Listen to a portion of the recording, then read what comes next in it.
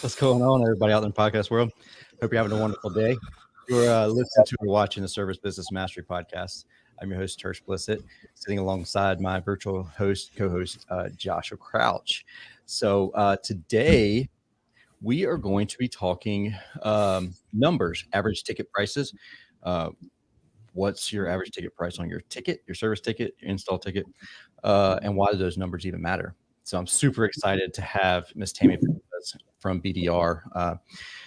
You've probably heard of BDR or Business Development Resources. They're a coaching organization based out of Seattle, right? Yep, right at SeaTac near the airport, Washington. Yeah, I knew you were. Fun fact: those who have watched and followed and listened to the podcast for a while have heard Bruce on the show last year. I was honored to have Bruce. Prior to that time, it had probably been about 4 or 5 years since I had spoken with him, and BDR was a major influence in how I was developed as a service technician, as a service manager, install manager. Like that is really where I learned the nuts and bolts of how to, create a profitable service department, a service department that could carry the overhead of the entire company. It's weird to say stuff like that, but that made such a huge, massive impact on my life as a service technician. I mean, as a service manager and now a business owner. 8 for 10 report, man. I just think back whenever, I love thinking about all that stuff, but super awesome. And I'm super excited to have you on the show today, Tammy. Thank you. That means a lot to us. I love hearing those stories, and it's just so meaningful to us because, that's what we do. We work so hard to change people's lives, and to know that history and that connection is great. It's such a great feeling. Yeah. So tell us a little bit about you. And for those who don't know, what is BDR?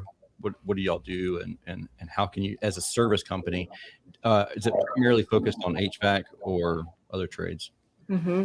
Yeah, so we definitely focus on the core trades, plumbing, electrical, and HVAC. We do have some other service type industries that we've worked with over the years, but primarily we focus on coaching, and we have a training division as well that teaches classes all over the country.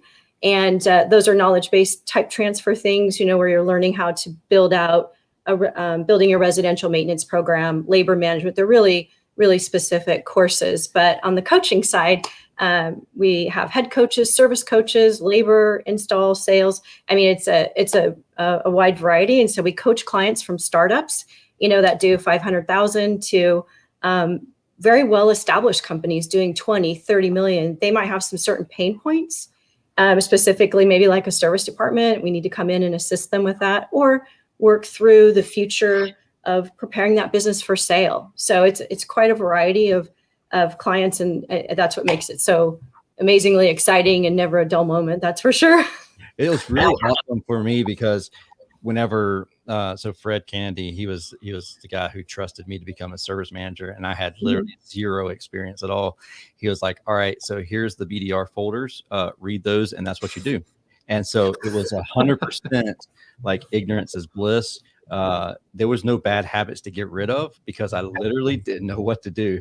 I flew out to Seattle a couple of times, and they're like, "Why do you do it like that? Like, how did you like make commitment to just, both feet, just jump in there and do it?" I was like, I didn't know any way. Like, I literally took the BDR book and was reading it because I had no idea what else to do because Google wasn't really a thing back then. It was really an awesome experience, and I love that whole thing. And can you imagine, as a business owner, your service department, which is a lot of times a loss leader for your install department? Could you imagine the service department, the profit from that, carrying the overhead of the entire business? So then all your net profit from your install department goes straight to the bottom line. Like, it's wild to think about. And like I was the service manager for like 2 years, maybe 3 years.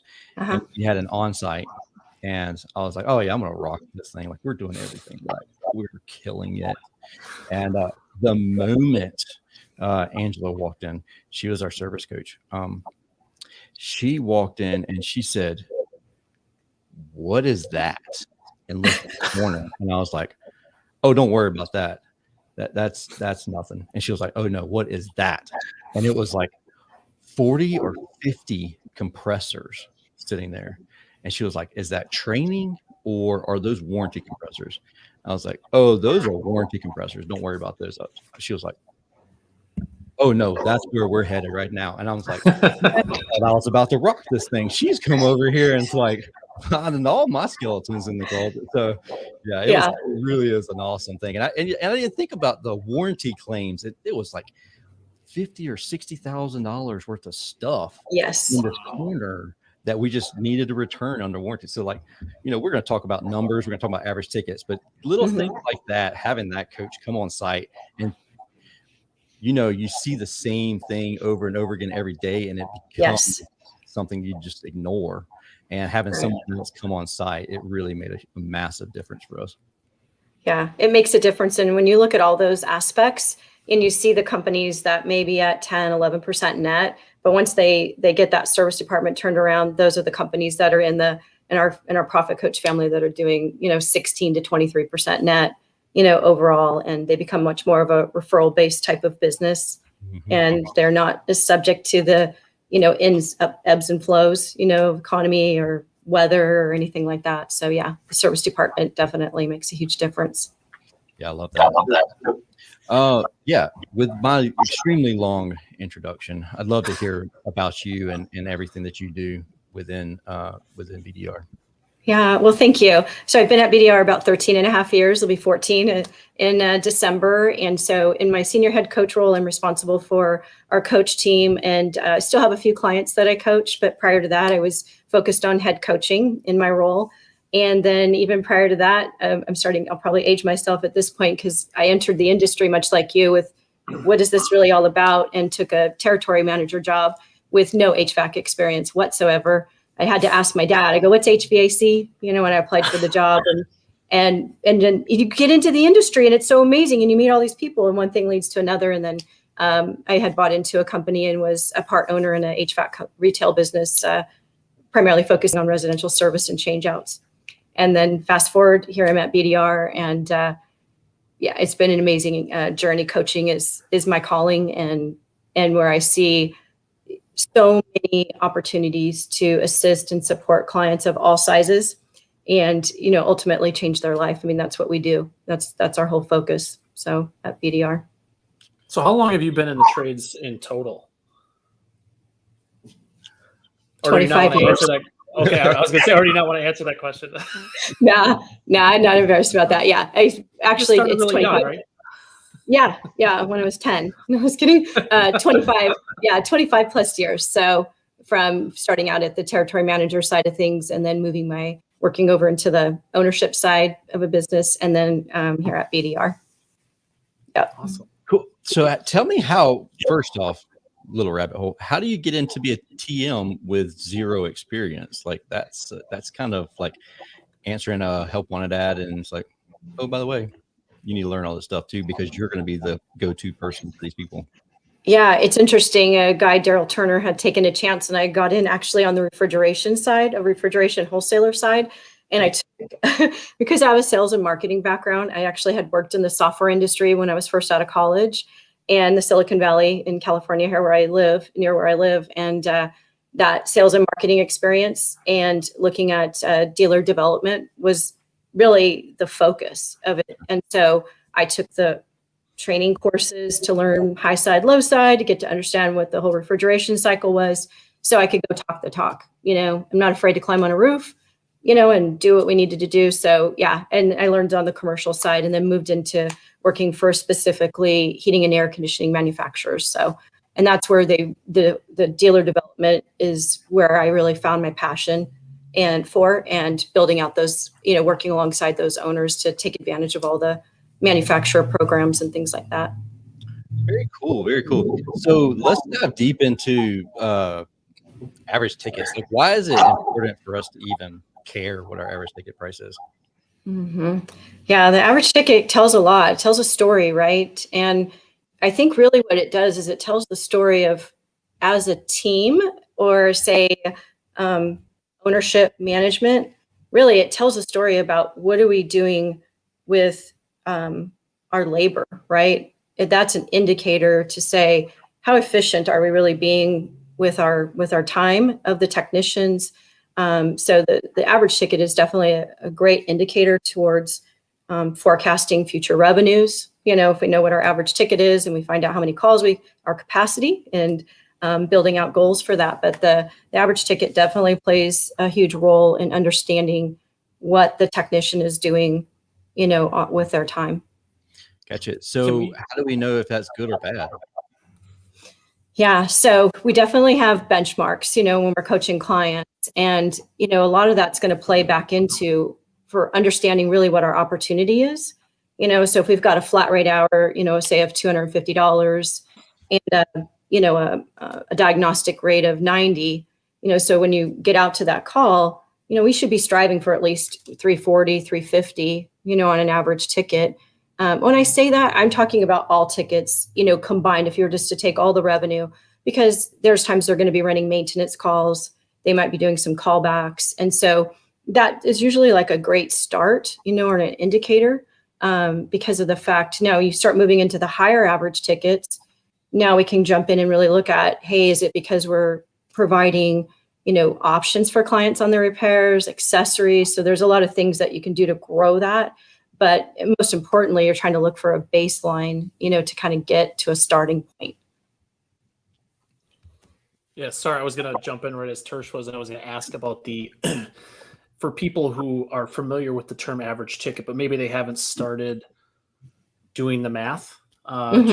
Just a basic, what types of, like, what should they be looking at? Even if they have to use an Excel spreadsheet or write it down at this moment until they get a better software, what should they be looking at, and how can they do the basic math on that? Yeah. So what they can do is each day they can tally up their tickets, for that have been submitted. The techs, let's say there's 3 techs and they each run 4 calls. So now you've got 12 tickets. I call them tickets or invoices. And then you can tally up that revenue and then just divide it by the number of calls that were run. That kind of gives you like that baseline average dollar per amount, average dollar per ticket. And then you can start to do and examining the tickets and really looking at, hey, this technician showed up at Tammy's house, and they were there for an hour, start backing in and understanding what your revenue per hour could be. Certainly there's a lot of great software programs out there that will start to calculate those things for you. But a baseline is just take it, start it from the day to day, because it just happened yesterday. So now you can actually see how effective the technicians were, in generating revenue at that point. So what happens? Go ahead, Josh. I was just going to say this would be a great, if you guys don't have the software for this, even if you do, this would be a great morning meeting for the day prior, or a end of day meeting to go over this as a team. So that way you guys can really understand and just help each other out, because someone might have had a great day and then maybe they could share something with the rest of the team, or maybe someone has had a couple really bad days in a row and needs some pick me up, like, hey, what am I doing wrong? Why am I not converting, type of thing. That's why it's so important to know this stuff. Yeah. And so is it good or bad to split those up in departments? Like, should we have a maintenance department and a service department and an install department and split those average ticket prices between them? Yeah, definitely. If you can departmentalize your financials, even if you started with, say, just an install department and say service can encompass maintenance as well. If somebody wants to open up an IAQ division, when you're looking at the benchmarks, all service related work is going to fall into, certain levels of target ranges for labor and materials. Install is going to be very different. So if you can separate it, as clients are coming on program, if they have to have a blended, consolidated financial just to help them get started, then we can coach to that and coach through that. But ultimately, yeah, you definitely want to have it departmentalized.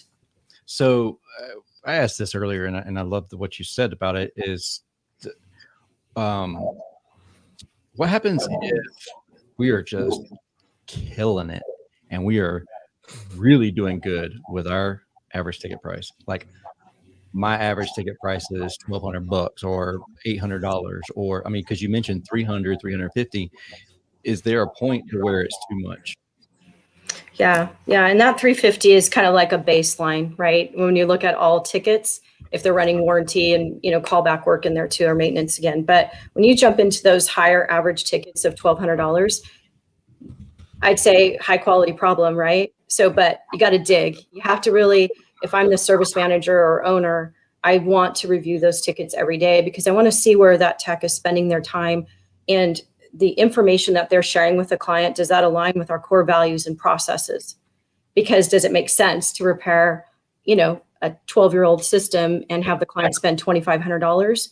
Did we do right by them by not explaining the option for the replacement? Mm-hmm. And I think that's where it draws back to the processes, draws back to leadership, and managing all of that. What happens as a technician, or say I'm managing technicians, I'm a service manager, and the technician comes to me and says, look, man, I'm not a sales guy. I fix it.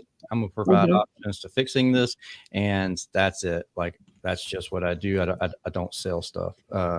Even most of the time, you don't hear providing options. He's like, I go there, I find the problem, and I fix it. And so, what do you think of that conversation there? I know. I love that one, especially when you're on site in person with them. And I just say, absolutely, you are not a salesperson. I do not want you selling. It's not your job. It's truly not your job to sell. You are a craftsman. You're an expert. You diagnose. I mean, again, that kind of goes back more into the training. And I think that's where a lot of times ownership may miss the mark, in that we just think, hurry up, here's a brochure, go offer this, do that. And I think really it's going to have to boil back down to the company values. And for ownership, or when I say ownership / leadership, it could be a service manager, right? That they need to be able to explain the why. And if they have a process, because we do this, we coach to this, good, better, best, fantastic repair options. But one of them should be the turnover from the technician back over to the sales department.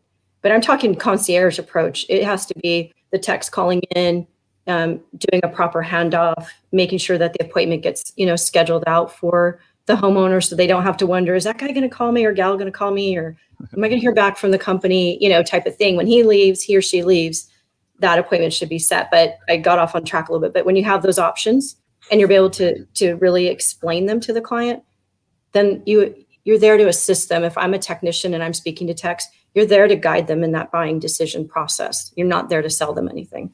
Yeah. So you literally are the concierge there. That's what I love hearing that part. So you're saying we need to have a very clear future of when the comfort specialist is going to arrive on site. So we're already setting that appointment up. So it's not like they get in the van and they're doing their debrief and they're like, oh, by the way, they didn't want to do anything. I got a diagnostic only, and have Jim call them and schedule time to come out there and give them a price. No, because the thing is that if you think about, if I think about processes, in an organization and building that cohesiveness as a team, each person should tee it up for the next, right? So if I'm the technician and I'm talking to Tersh and I'm saying, hey, you're really I'm going to get this appointment booked for you. And Josh is going to come out and meet with you. You're going to love Josh. He's extremely thorough. He's going to walk the house with you. You know what I'm saying? And kind of set the mind of what to expect. And then, of course, as the appointments they can put the CSR or dispatcher on the phone and confirm, like, yes, Josh will be out at X time, or something like that, just to finalize it. So, or if it's for a future appointment in the next day or so, then doing the normal process with the text reminders or email reminders and that type of thing. So it just comes full circle. So you said there, I love what you said about each person tees it up for the next person. Who would the service tech or the service expert tee it up for if they were not doing it for a salesperson? Like, I love that thought process. If it's not something they do on every single call, it's very difficult to keep it implemented when it gets needed. So are they teeing up for the happy call, or? Yeah, there's a lot to it, right? When you're looking at the whole closeout process of a call, of a service call to begin with. And so in a lot of programs, where they've got a really nice dispatching software, you can create those steps in there and it becomes part of the checklist. Mm-hmm. That way, if our technicians are used to, looking at a wiring diagram, step 1, 2, 3, then you utilize the same concept with a checklist that makes it easy. Boom, check a box. And then that cues it up for them to remember to do those things. As long as it doesn't become death by checklist. No. You would never do that, Tersh. No. I have done this. I do it all the time. And my guys will have to call me and say, hey, look, man, you're going overboard with these forms here, dude. The service technicians are awesome, but you're killing me with them. So no. Right. So what can we do? Like, what's the solution? Like, we're like, say I'm just rolling around and I'm like, we have, like, I've done the math. I don't like, I'm like an ostrich. Like, if I don't pay attention, then I know it's, I don't really know what the problem is, but like, I kind of feel like it's going to be like an $85, $89 average ticket price. What can I do? What's the solution to that? Yeah. And so it really is a multi-prong approach when you're looking at, and the question you're asking me is if we've got a low average ticket, or how do we continue to grow that, right? Yeah, sorry. Yeah. No, that's okay. There's a lot of different ways. Much better job of asking herself that question than Tersh did. It's just the coach coming out of me, right? It's to seek to understand kind of thing. Yeah. So really, I kind of go back to it. I think back at the time of being an owner and really understanding my why. What is the purpose of my company?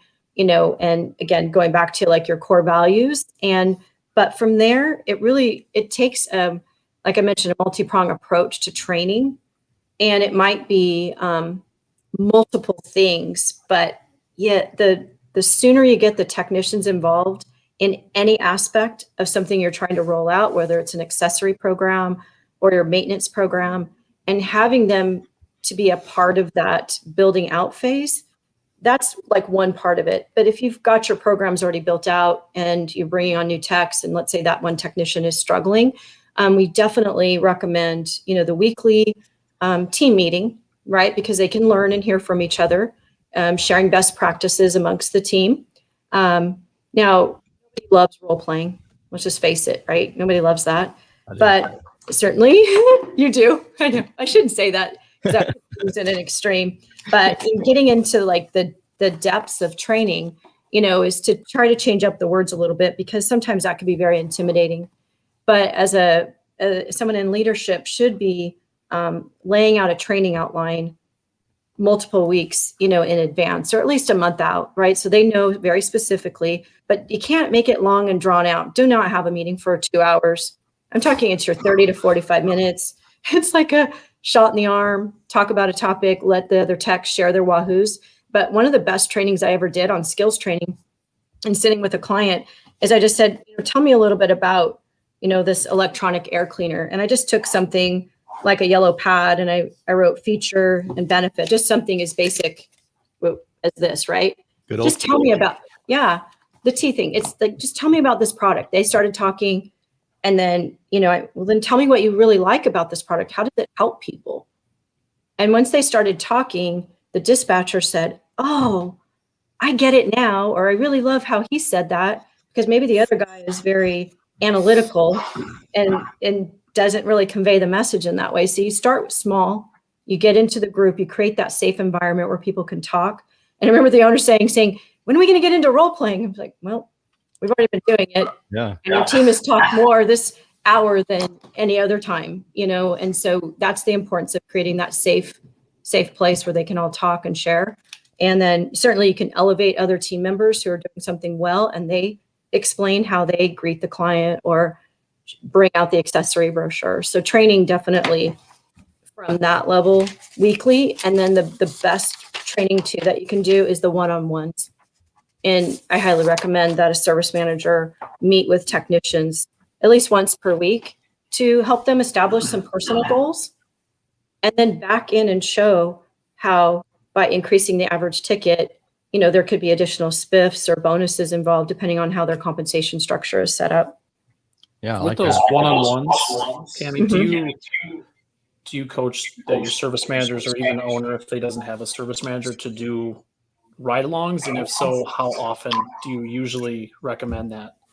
Yeah, love the ride-alongs, and they should definitely, and certainly kind of play it out based upon performance, but you still shouldn't neglect the top performer either, right? Because team members like to be with the leaders. You don't want to do that. Plus, sometimes when you look at the amount of time that's spent with somebody who's really a top performer, a little extra attention can compound the effect of or continue that success. But working with the maybe the lower performer, definitely a couple times a month, right? So you've got your one-on-one meeting, and then you're hopping in the truck. That windshield time creates a lot of opportunity to have a very open discussion that is not threatening.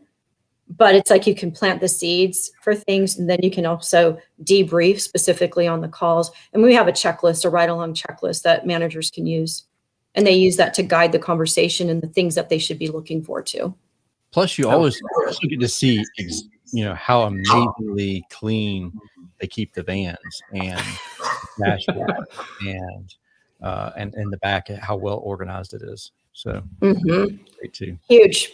That's a pet peeve for me too. Like Angela, if you see that van not, and I mean, honestly, it's someone else's vehicle, we should take good care of that, but it's a good sign of how efficient they are, with the ability to find their materials. So yeah.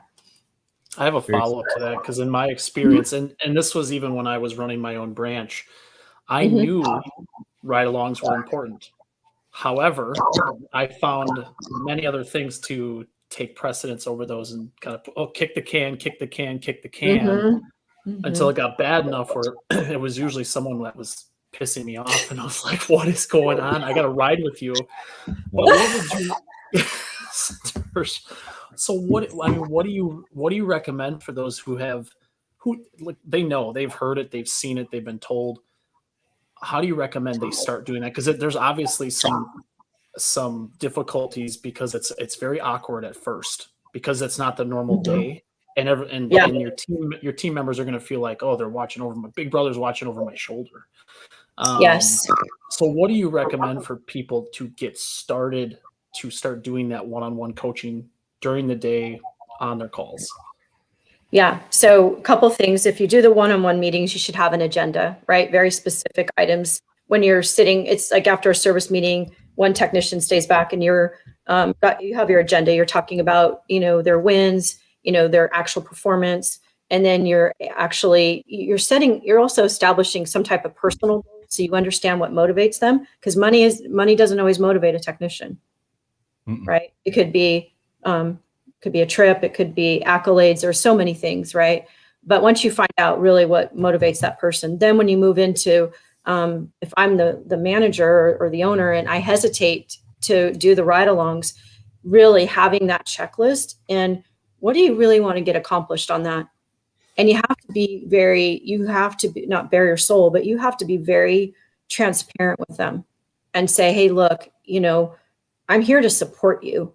This is not Big Brother. Even when I've done ride-alongs during on-sites, I tell the technicians, because they're always like, I don't want her to ride with me, or even on the sales side, right? But once they see that, hey, had those same battle scars, I've had the same troubles that you've had, but I'm here to support you.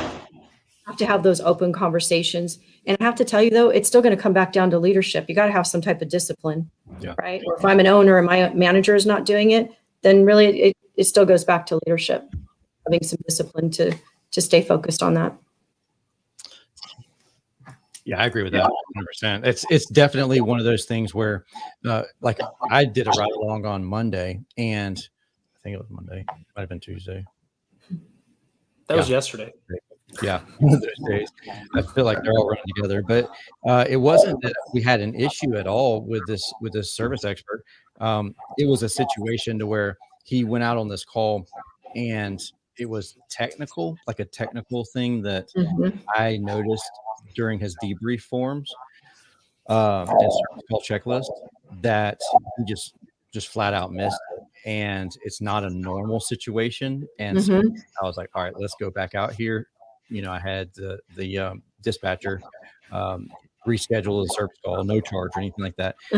Go back through the whole process with him, and being on site with him and watching him go through the service call checklist, he was like, oh yeah, this is piece of cake, but I always struggle right here. And I'm like, okay, good to know, because I didn't know that that's where you struggle, because I just, I brushed right over that because I've been doing this since 2005. So and then I noticed that he didn't carry the proper tools up to the attic when he went into the attic.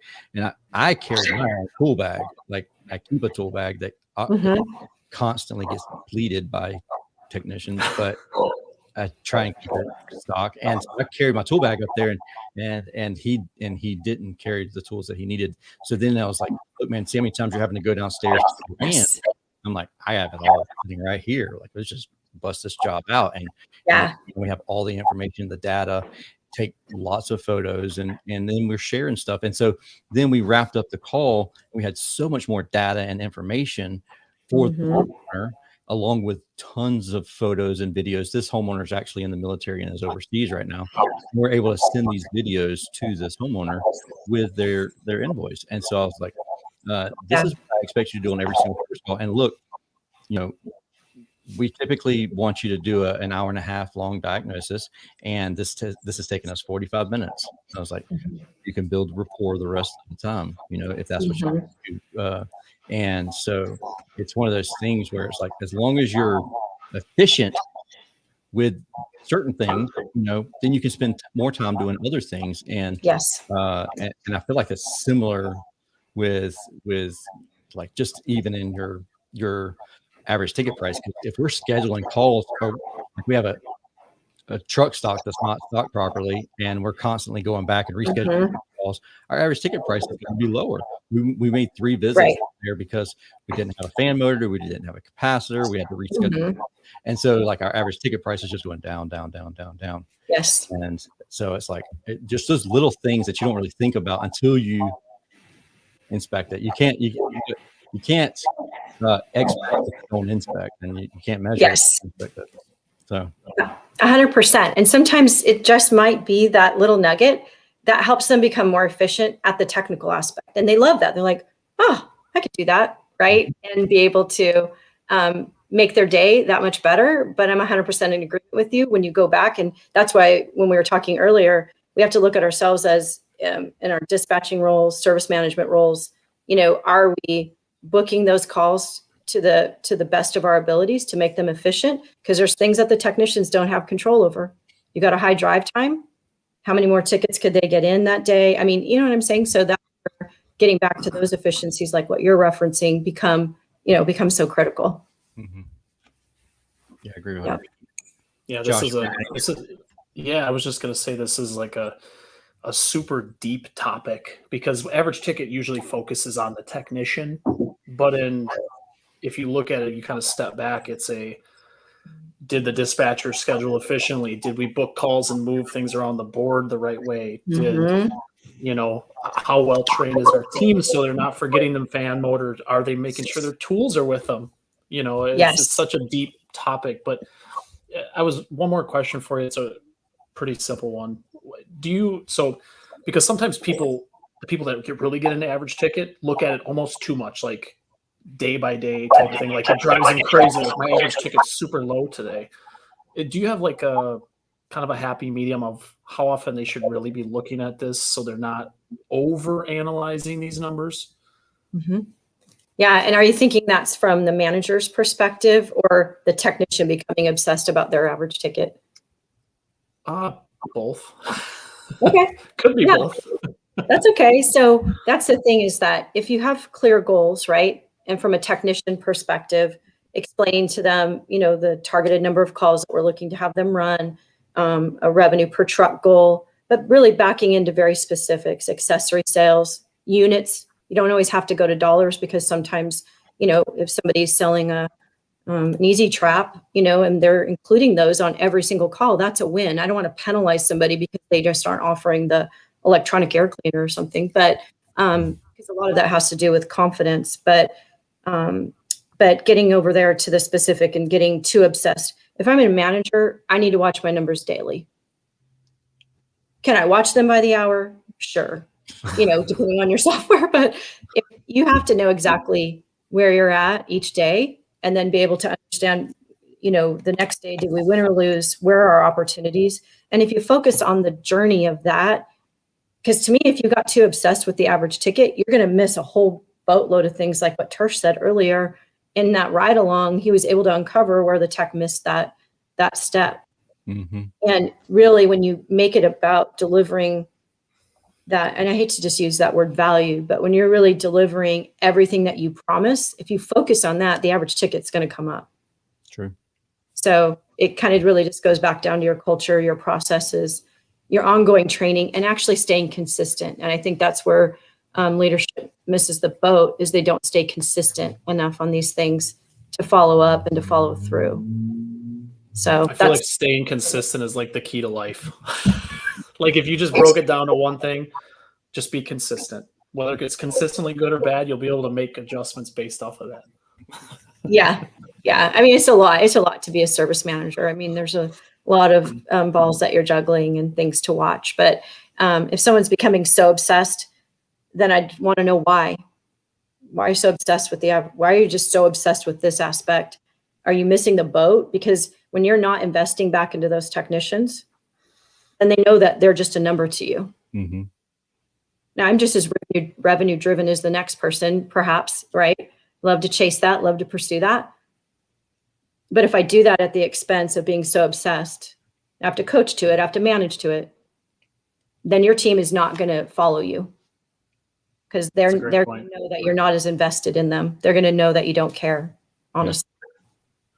Yeah, you really do. They become a number, and no matter what you do, like if like every time I have a conversation with someone, like I got to a point to where it's like I'm looking at numbers, and everybody knows I'm looking at numbers, but I'm not a micromanager. But it was very much a situation to where it was like, all right, that's not going to make sense to Tersh. Like as soon as I heard that the first time, I was like, oh man, I got to be careful of this. I have to make sure that they understand that there's a reason why I want them to know these numbers. It's them. Yep. Yeah. But see, you went into the why though, and you explained it. And then that's where managing to the numbers is so critical. You have to do that. But at some point as a manager or leader, you should have some type of composure on how you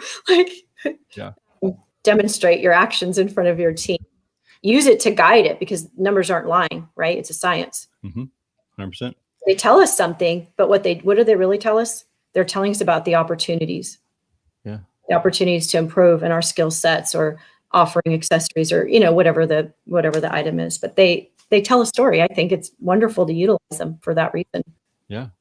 So if we want to learn more about you, if somebody's listening to the show and they want to learn more about you and the BDR in general, what's the best way for them to reach out and learn more?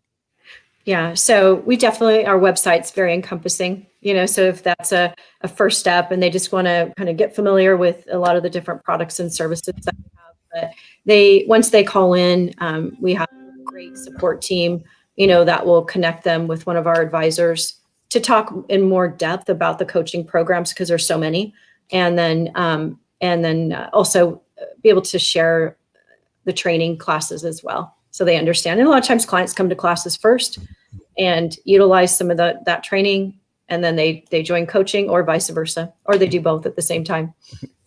Cool. Josh, you want to add anything to that? No, I think it's like anything, right? You guys have to take the first step. And I think taking the first step with talking to someone at BDR, especially if you either maybe you've tried other coaching programs and it didn't work out for you, or you're looking to start getting some coaching just because you don't know the direction your business needs to go. I think BDR has been around a long time. They have a very good reputation. If you see in these Facebook groups, they get recommended quite a bit. So it'd definitely be worth reaching out to BDR and seeing what they can offer for your business. Thank you. I appreciate that vote of confidence. Our team, the advisors, do a great job in being able to break down the steps to really help the client understand where their opportunities are, and then from there, the coach takes it and develops the coach plan once they join. So yeah. Very cool. Very cool. Thank you so much for coming on the show today with us, Tammy. Thank you, Tammy. Yeah, thank you for having me. It was a lot of fun. I really enjoyed myself. Yeah, absolutely. Cool. If anybody has any questions, don't hesitate to reach out to Tammy, her whole team over there at BDR, bdrco.com. We'll actually add all the contact information in the show notes. And then if you have any questions, don't hesitate to reach out to any of us. But with that being said, thank you for listening to or watching this episode of the Service Business Mastery Podcast. It is a podcast focused on service business owners, managers, and technicians who are considering becoming business owners themselves. Our goal with this show is to help answer some unasked questions, and I hope that we did that today. There's a lot of unasked questions that pertain to average ticket prices and just knowing your numbers. And a lot of times we just like I said, stick your head in the sand because I'd rather just we have money in the checking account, so we're good. So, but anyway, I hope you have a wonderful and safe weekend. We'll talk again next time. See you.